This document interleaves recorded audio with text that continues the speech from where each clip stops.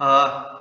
If you would remember, during our last class, we talked about continuum, the concept of continuum, and we also talked about just give me one more second. I think I am visible to you also now. So we talked about the concept of continuum, we talked about what is a fluid particle and how using concept of continuum you can find properties of a fluid. We talked about that.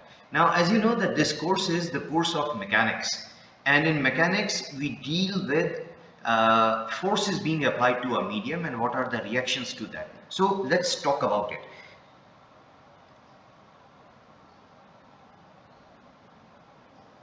Okay. So today I would like to start with force distribution in a fluid. In mechanics, we investigate the effect of forces on a medium.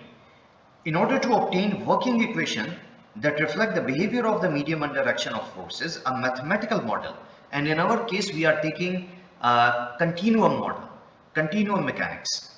So a mathematical model is needed of the forces in the medium. So what happens is that, let's say in reality you would find that there is a system in reality which you want to study. Okay, now to study that, what you need to do is you need to understand the physics of that system, the physical model. So from the real model in life you would come to the physical model. When I say physical model, in our case it would be the continuum model. And when I say that, okay, forces are being involved, then I am talking about Newtonian forces, Newton's law of motion. Now, to study that physical model, you need to come up with mathematical model. Now that mathematical model is for, let's say, Newton's law of motion. A mathematical model would be for Newton's second law, F equals to ma, something like that. So that's what I am talking here, that you need a mathematical model of forces.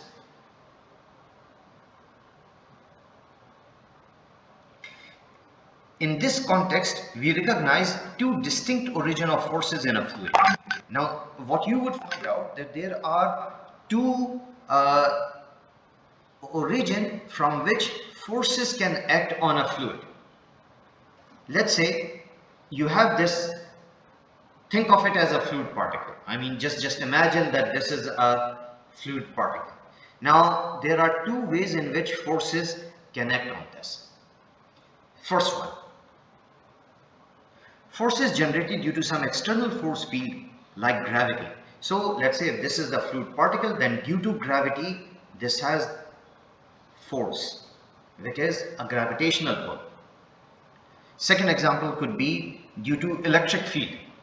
Okay, in electric field you have charges being applied, and due to that there is some kind of forces on, let's say, this particle.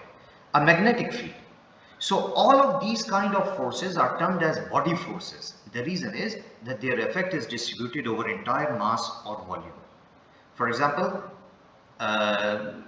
let's think of it in this way, that this has certain mass, certain volume, so the force being felt by it would be different from the force being felt by this pen, which has a different mass and different volume. Okay, so these kind of forces are known as body forces. So that's the first force, type of force. The second type of force, these are the forces that are generated between the fluid particles as an outcome of intermolecular exchanges of momentum between fluid particles on either side of an imaginary surface. Such forces are termed as surface forces. Now, what do we mean by that? Let's see. So, let's say this is an imaginary surface within a fluid. It's imaginary. This is my side 1, this is my side 2. These are the two sides, and this interaction between them across the surface, this is something which is called surface force. Now, to understand it, think of it in this way. Right now, air molecules over here they are in a stable quiescent medium. There is no fan running here, so they are not, although there is some motion, Brownian type of motion, but it's not a lot. Now let's say if I do something like this, okay, now what would happen, that these fluid molecules would start to move. Now once they would start moving, that then they would start exchange of momentum. So the forces being acted because of that, these are the forces which I am saying are known as surface forces. So let's say if this is a fluid particle, and if I am applying force here on the top surface, it's a surface force, a shear kind of force in this way. Or let's say if I am compressing it, then this is another type of force, again a surface force, because I am applying these on the surfaces as opposite to the gravitational force which is acting on the body as a whole. Okay, so this would be the difference between the surface force and a body force. Now let's talk a little bit more about them individually. What is a body force, what is a surface force? Let's talk about it a little bit more. So let's say if I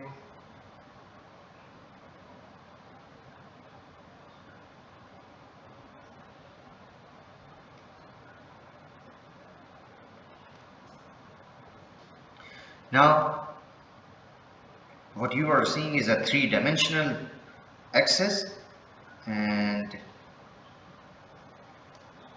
let's say this is my fluid, okay, and here let's say I'm taking a fluid particle, and this fluid particle is at a distance of r. This is the position vector for this fluid particle. Now this axis system could be anything. I mean, this could be x, y, z axis, or it could be anything, and then r would be something like xi plus this r vector could be xi yj plus zk, or anything like that. I mean, it could be x y z axis, it could be r theta z axis, could be any arbitrary axis. Okay, now if that's the case, then let's see how we can define body force. Let the body force intensity per unit mass be specified as BRT. Now this is a vector. This body force would be a vector, okay?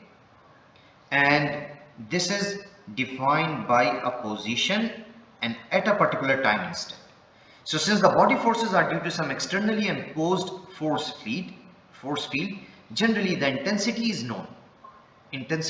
Let's say for gravity, we know the value of G. Its intensity is known. Per unit mass is known. 9.8 for the case of gravity on sea level. We know about it. And we know about this intensity, independent of the state of fluid. If it is a gas, even then it would be 9.8. If it is water, even then, if it is an oil, if water is in let's say vapor state, even then. So we know about the intensity as such. So this intensity is independent of the state of fluid.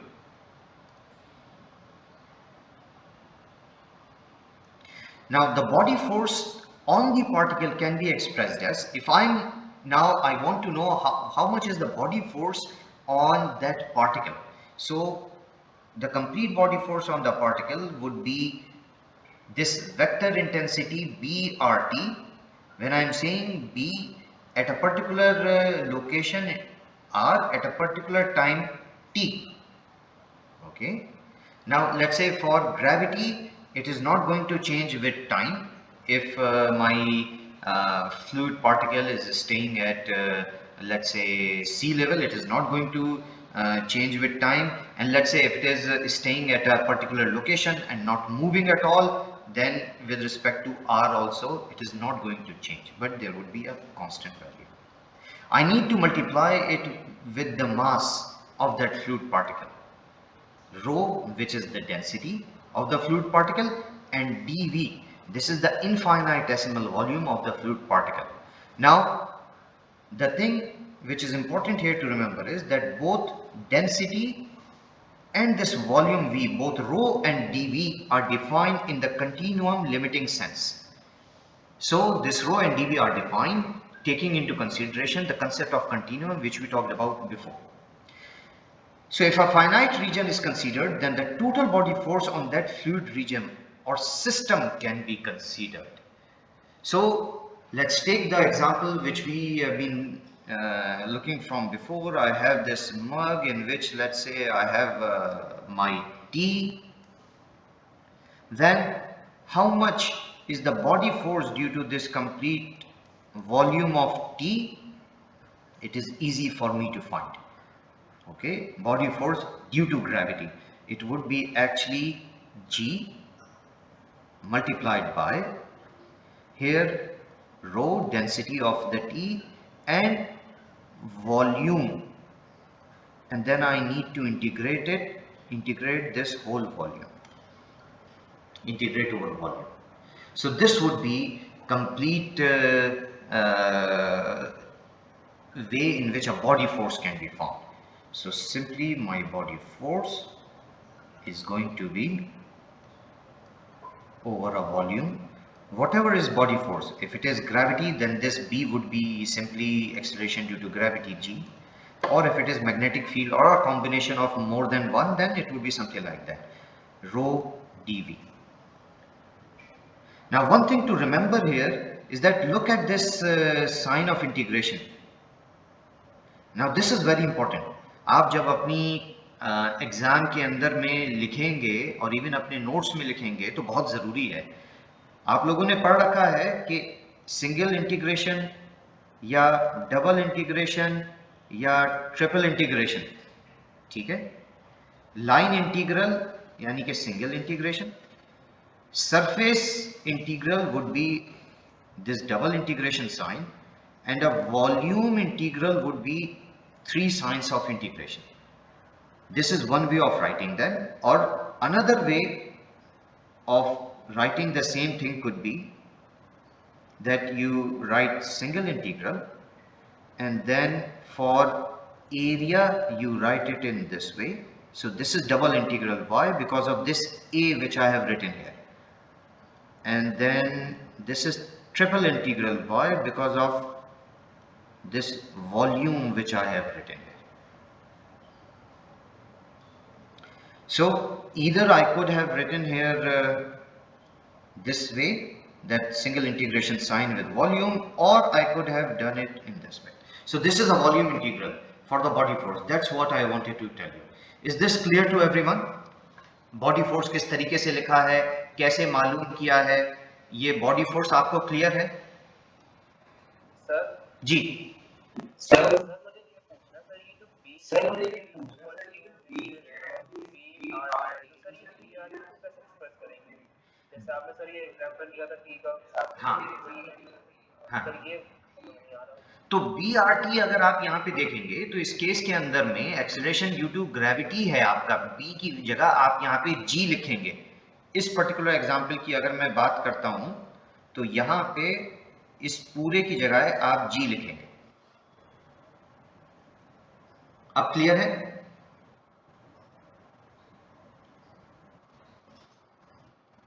Okay, let's move ahead. I hope this is what you wanted to ask me. Yes sir. Okay, perfect. Yes sir. Okay, let me move ahead to surface forces. ठीक है साहब, तो body force के बारे में हमने बात किया जो कि उसके वेट की वजह से, उसके वॉल्यूम की वजह से होता है। Now next thing I wanted to talk was surface force. Okay, now let's see. Now let's talk about surface force. For surface force, what I would have to do is, let's say I have a fluid region. In this fluid region, I would take a point, this is point P, and then I would make a surface around it.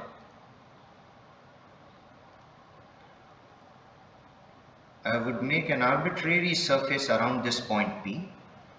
This surface would have an area del S, okay. So consider a point P lying on an arbitrary plane surface. This surface is the S, which is identified by its normal N. Now what this is surface normal. Now from your applied mechanics, you already know that each surface can have a surface normal, okay. You can define each surface by a surface normal. So let's say, think of it this way, that this surface has this surface normal. Surface normal is always something which is outward, moving outwards. Now for the bottom surface, this is how the surface normal would be, which is constant for the whole surface. Now let us take another example. Here at this location, surface normal is like this, and if I would keep on moving, then you would see that the location direction of surface normal is changing, okay. So this is just one surface passing through a point. And also, let's say if I am considering a single point, think of it as a single point here. Now this point can have any number of surfaces passing through it, okay, and each surface would have its own normal.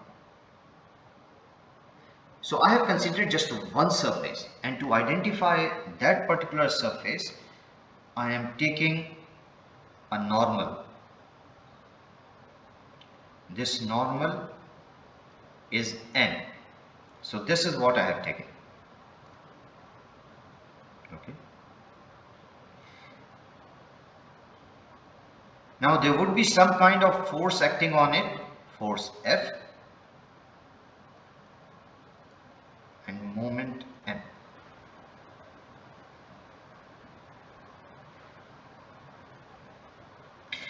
The objective here is to arrive at a mathematical description of surface force at the point P, this point P which I have shown here. The surface force must be acting at each and every point of the surface. This complete surface which you have taken, there would be surface forces acting on each and every point here within the fluid, on each and every point. The surface force must be acting at each and every point of the surface in different direction. So let's say on this surface there would be a force acting here in this direction, here maybe in this direction, maybe in this direction. It's a possibility. However, we know from mechanics, if you would remember the first course of mechanics last year which you studied, you already know that a system of distributed forces can always be reduced to a single force F and a moment M at a given point P. ये बात last year हम पढ़ चुके हैं कि आपके पास में कई सारी फोर्सेस अवेलेबल थी और आपसे कहा जाता था कि साहब ये जो इतनी सारी फोर्सेस F अवेलेबल हैं, इस पर्टिकुलर लोकेशन पे उनका इफेक्ट ओवरऑल बता दीजिए, यानी कि summation of all forces at that particular point. तो फोर्स और मोमेंट में आप चेंज कर लेते थे, जो डिस्ट्रीब्यूटेड फोर्सेस एक्ट कर रही होती थी. वही बात हम यहां पे भी कर रहे हैं कि this is something which can be done. Since the objective is to arrive at a state of surface forces at point P, we must investigate the effect of reducing the surface area del S on the force F and the moment M. क्या रहे हैं कि एक पूरा surface है, एक point हमने लिया सबसे पहले, फ्लूइड पार्टिकल पॉइंट जिस पे हम पढ़ना चाहते हैं, हमने एक पूरा सरफेस उससे पास होता हुआ लिया, ये पूरा सरफेस है. इस पे हम कह रहे हैं कि अलग अलग डायरेक्शन में हो सकता है फोर्सेस एक्ट कर रहे हों. फिर हमने कहा कि हमको मालूम है there is this way available where you can find the effect of the distributed forces on a single point You can do that, and you can change that effect of distributed forces into a force coupled system. Now, from initially we were interested in finding forces at a point P, at a particular point P. That's what we were interested in. Now, how to do that? This complete surface, which was this big in the start, let's start shrinking it, and let us see what happens to the force acting on point P and the moment on acting on point P as we start shrinking this S.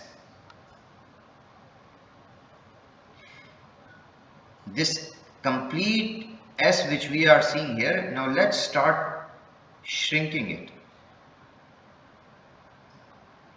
around P. We are shrinking it around P. Now if we start doing that, then let us see what happens. That's what we want to understand. Now as del S tends to 0, this area, surface area tends to 0, we recognize that the surface force that are in general varying in magnitude as well as direction over the surface would tend to become more and more uniform as the area reduces. जैसे जैसे हम area reduce करते जाएंगे, क्योंकि जगह छोटी होती जा रही है, तो हम देखेंगे कि जो वेरिएशन थे जो पूरे सरफेस पे आ रहे थे, जैसे जैसे एरिया आप रिड्यूस करते चले जाएंगे वो वेरिएशंस भी कम होते चले जाएंगे. मैग्नीट्यूड की बात नहीं कर रहा हूं, बल्कि मैं ये कहना चाह रहा हूं कि ओवरऑल वेरिएशन जो था इन direction and magnitude, because force is a vector, वो वेरिएशन कम होता चला जाएगा. So you would see that that variation would keep on going small and small, and thus it may be argued. So we can argue that as del S is tending to 0, we would find that the magnitude is of force F is proportional to my area. So the magnitude is proportional to my area. As I am reducing this area, the overall force which was acting on that surface, if I am reducing that surface, then the overall effect of that at point P is reducing, because I am reducing the area also. And I would find out that M is tending towards 0. Moment at point P is going to 0, and the reason for that is that the distance is decreasing. So I would find something like that. So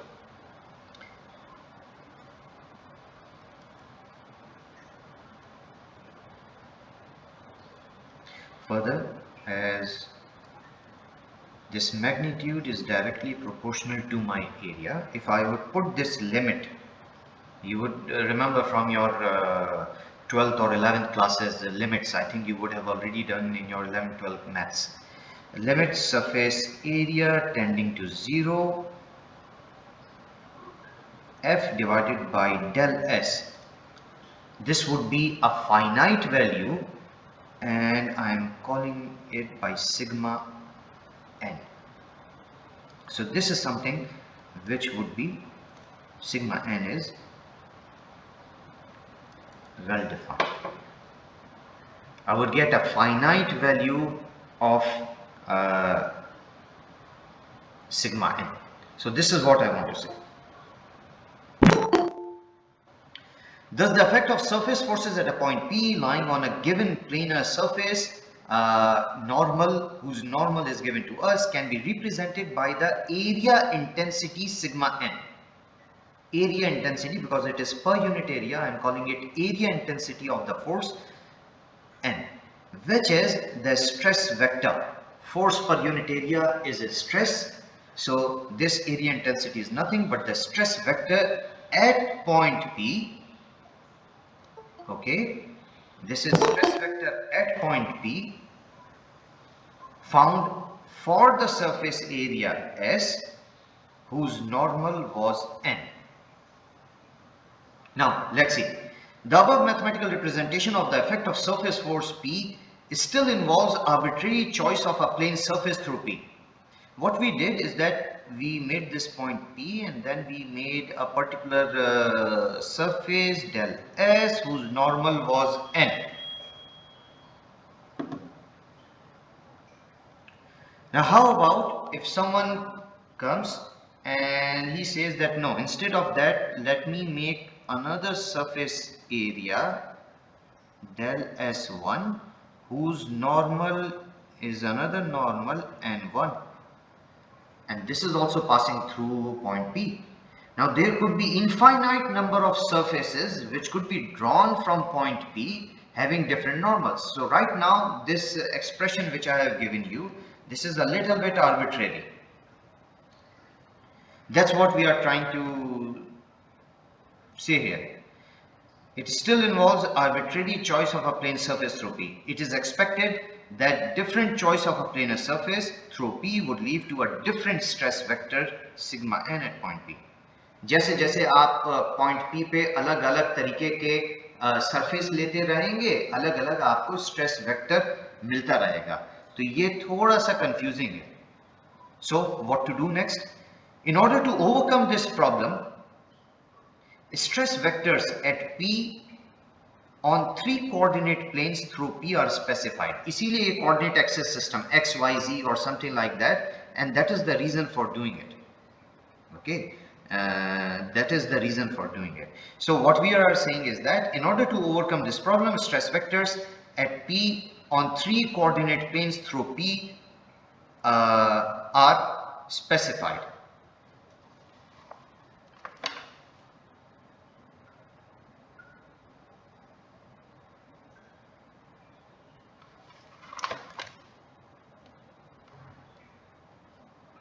And this specification is sufficient to determine the stress vector at P on any plane through P. Now let us see how to do that.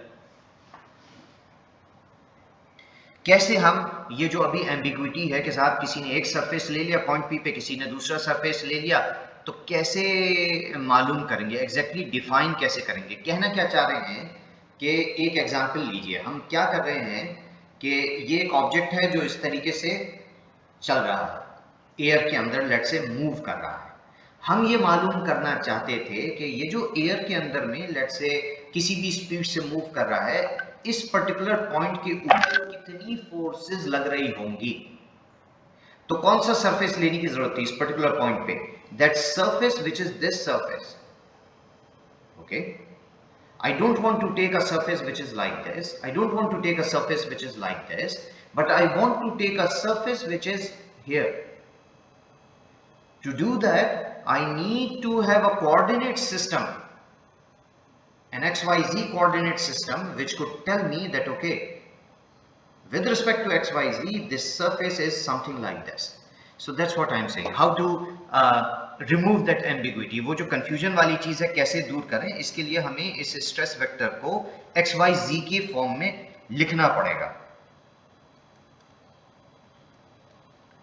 At any point we can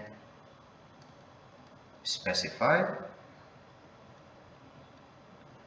sigma x equals to sigma xxi plus sigma xyj plus sigma xzk.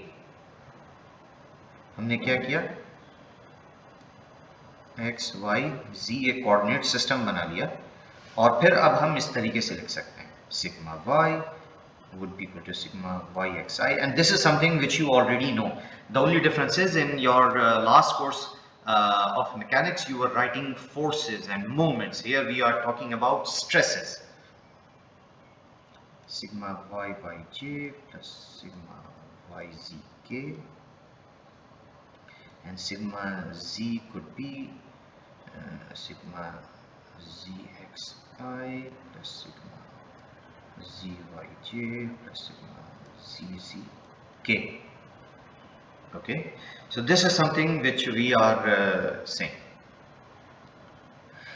The stress vector sigma n at the same point on any plane whose normal is normal n having direction coefficients l, m, n. So it means if we have different surfaces for this coordinate system of x, y, z, there would be different direction coefficients. Okay, L, M, N. For each surface, we would have its direction coefficient. This is something very similar to what you already did in your applied mechanics course. कि अगर आपके पास में एक surface ऐसा होता था, उसके direction coefficients अलग होंगे, ऐसा surface होगा, direction coefficients अलग होंगे. It is something exactly like that. So for different surfaces, we would have different direction coefficients, and so it would be very easy to find stress. The only thing you need to do is sigma nx, sigma ny, sigma nz.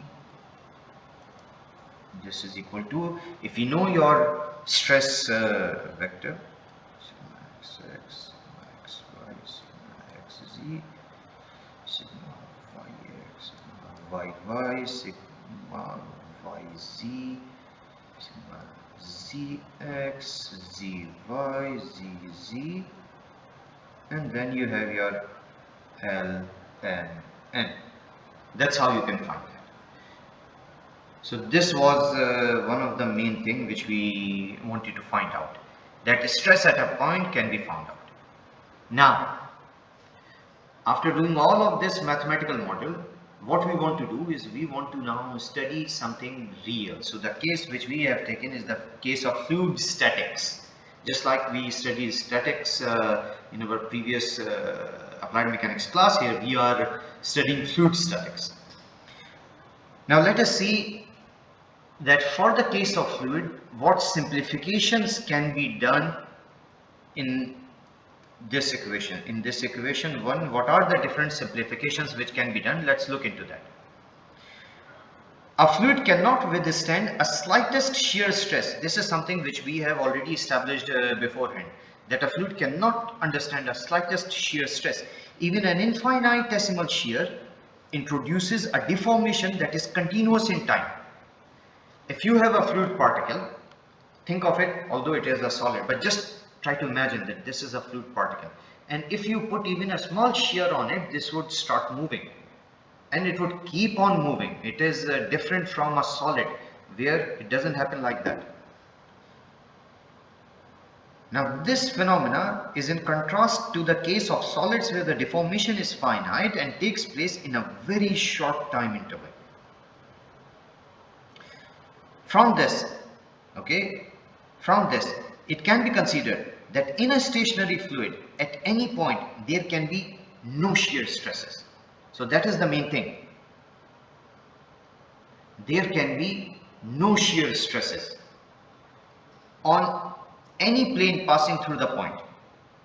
Whatever you would have would only be normal stresses. There would not be any kind of shear stresses. Thus at any point all planes are principal planes.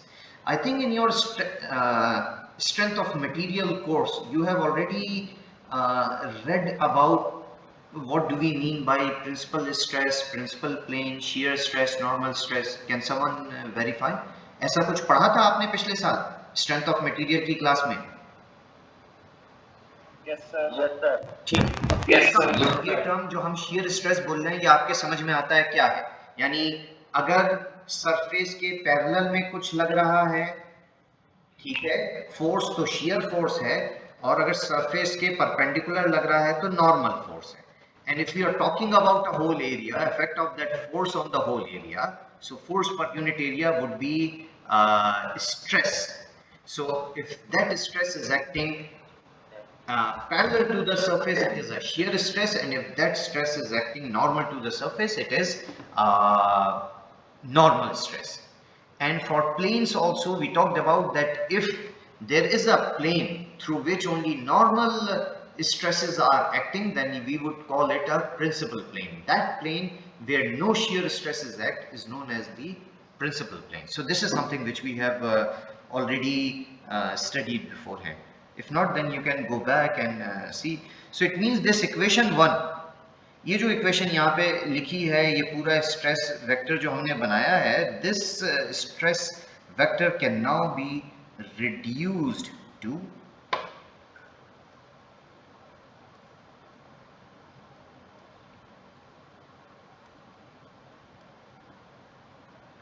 rest. All the terms are going to 0. There won't be any other term available other than this.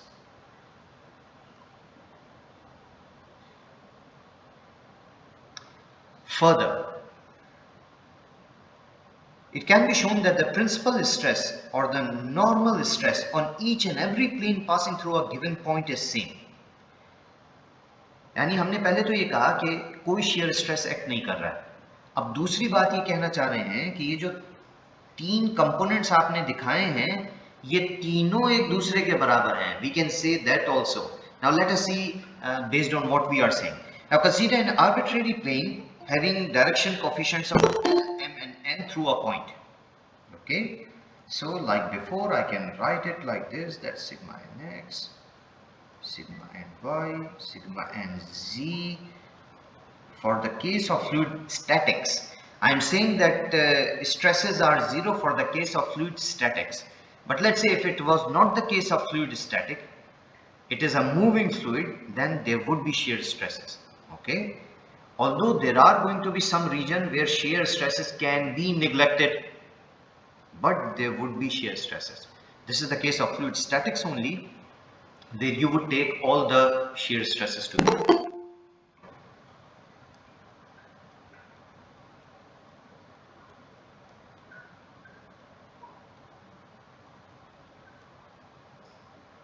ठीक है.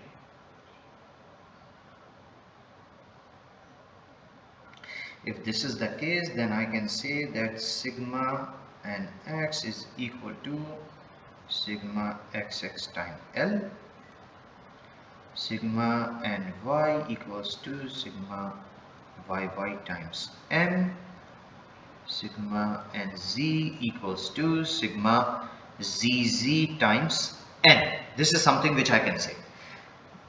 Now, denoting the normal stress on the plane as sigma nn, let us say that the normal stress is sigma nn, then we can say that actually sigma nx equals to L times sigma nn, sigma ny equals to m times sigma nn, sigma nz equals to n times sigma nn. Let's say if I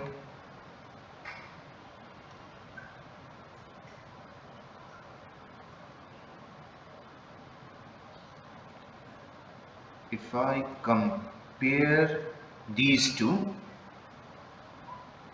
and by the way, I have written this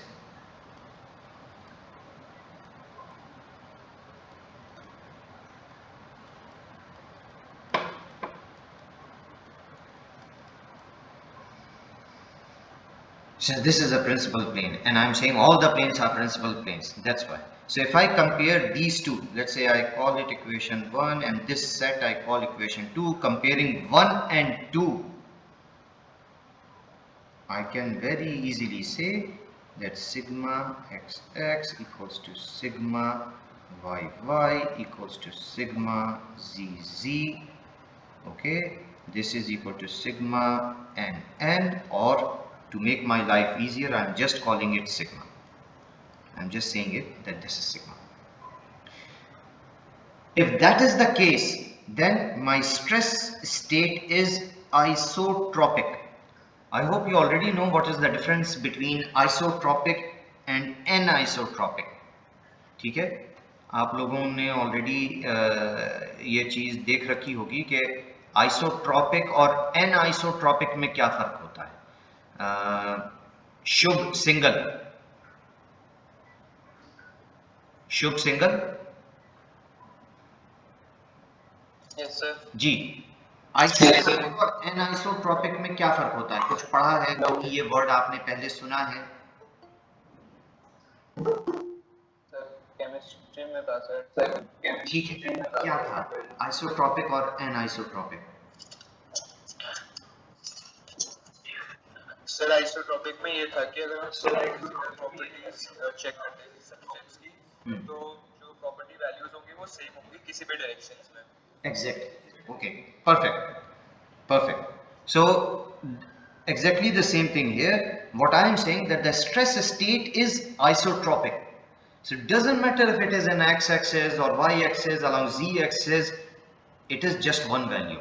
which means sigma xx equals to sigma yy equals to sigma zz equals to 1, a value which is sigma. That's what we are trying to say. Now, further it is found that the normal stress sigma at a point is always compressive in character in a stationary fluid. एक stationery fluid है, एक cup है जिसके अंदर में आपके पास पानी है, तो हम ये कह रहे हैं कि स्ट्रेस जो है, नॉर्मल स्ट्रेस जो है वो कंप्रेसिव इन नेचर है। फील भी कर सकते हैं, यानी आपने कभी भी किसी जगह पानी हो, अपना हाथ दिया हो, तो हाथ उसमें आपने डाला, उंगलियां कुछ डाली, आपको फील ये होगा कि दबा रहा है, यानी कंप्रेसिव है। कंप्रेसिव से मतलब हम जनरली एरिया नॉर्मल बनाते हैं आउटसाइड, तो अपोजिट टू दैट इनसाइड है जाता हुआ। सो हम ये कह सकते हैं, if that's the case then we can say that sigma is equal to, let's give it a value p which is negative minus p, and this thing is called fluid pressure. That's what I am trying to say here, that this is called my fluid pressure.